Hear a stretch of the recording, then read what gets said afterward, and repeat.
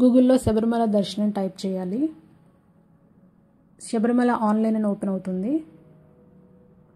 దాన్ని క్లిక్ చేయాలి. Login page open అవుతుంది. రిజిస్టర్ కోసం కాబట్టి రిజిస్టర్ అని క్లిక్ చేయాలి.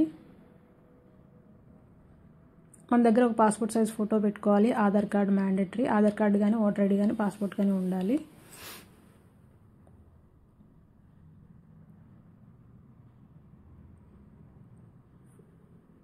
ఫస్ట్ ఫోటో అప్లోడ్ చేయాలి.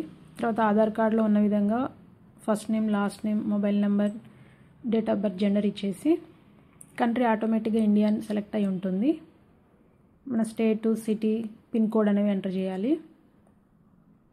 ఒకవేళ వేరే కంట్రీ వాళ్ళు చేసుకోవాల్సి వస్తే ఆ కంట్రీ అక్కడ సెలెక్ట్ చేసి ఈమెయిల్ ఐడి మ్యాండేటరీగా ఫిల్ చేయాలి.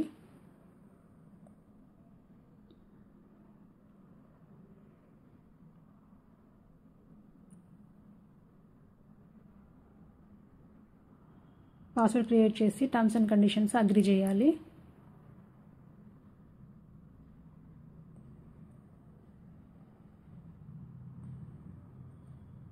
దాని తర్వాత కంటిన్యూ క్లిక్ చేసినట్టయితే లాగిన్ పేజ్ అనేది క్రియేట్ అయిపోతుంది. మనకి రిజిస్ట్రేషన్ అయిపోతుంది. నెక్స్ట్ లాగిన్ పేజ్లోకి వెళ్ళి లాగిన్ చేసుకోవడమే.